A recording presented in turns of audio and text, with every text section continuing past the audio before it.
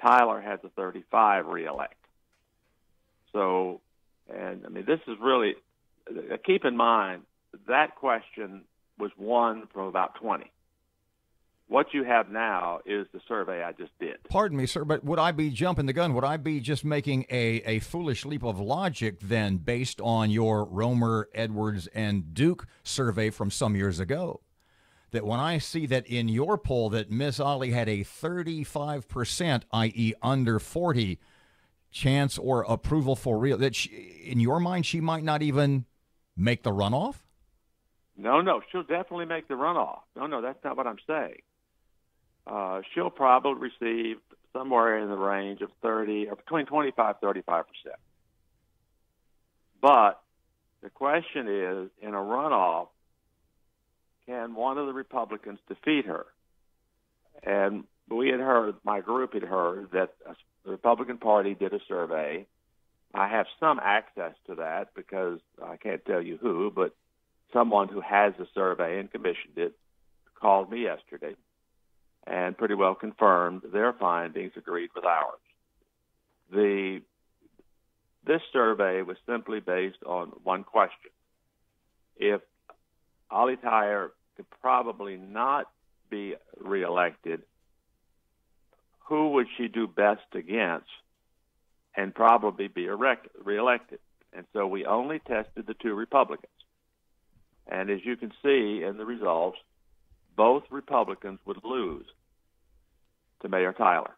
In a runoff, they both would still lose. Yes. Well, no, I can't. You say nothing in survey research with 100%. Sure. There's a high probability that she would lose, very low probability that the Republican would win. But at the same time, the voters of Shreveport want change in leadership in the mayor's position. So did one of the other Democrats, did that play a role in your research at all? Well, it has in the previous research. The problem in Shreveport is a mathematical one. That you have, you probably know I'm Republican, but you have too many Democrats vying for the vote. There are more Democrats than there are, by far, than there are Republicans. But if you take the Republican vote and divide it in half, the Republican vote could be 30%, so 15% each. You take what the mayor will get, perhaps 30%. That's leaving 40%. You divide it four ways, you get 10% each. And so the math doesn't work out for a Democrat with two Republicans in the race. Do you think one of the Republicans getting out of the race with just 2 weeks out changes that? It wouldn't help. Because, see, in the runoff questions that you're looking at, she's only facing one Republican. Mm-hmm. So it wouldn't help. At the end of the day, what you're saying is that for the Republicans in the runoff, it's just a question of numbers, and the Republicans in Shreveport just don't have them. That's right, exactly. A Democrat, and I'm not selecting anyone, but a Democrat acceptable by the voters with a good campaign could defeat the mayor in a runoff. But you don't have names on which one would do better.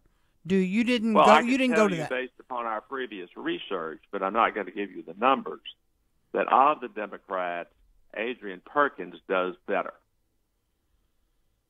and would have a chance of beating Mayor Tyler. Yes. Is he the only one that could beat her? No, not necessarily. I'm not saying he's the only one. You asked me the question. Gotcha. Who would have the better chance of being in the runoff? Right now, he would, except for the Republicans. But he can't, because of the math, get more votes than the Republicans have. So at the end of the day, pardon me for using that phrase again, it's the only chance a Republican in a runoff against Miss Ollie has. Suddenly, Adrian Perkins becomes a very important man, even if he finishes fourth, doesn't he? That's correct. But only he would have to finish second. Let me ask you this. If he finishes second, gets in the runoff, Pardon me just a he second. wins. Adrian Perkins or perhaps another Democrat would defeat Ollie Perkins. Mr. Verne, what you're saying is that in your mind, or at least in the minds of Shreveport voters even, the candidate that has the best chance of defeating the incumbent mayor probably won't make the runoff.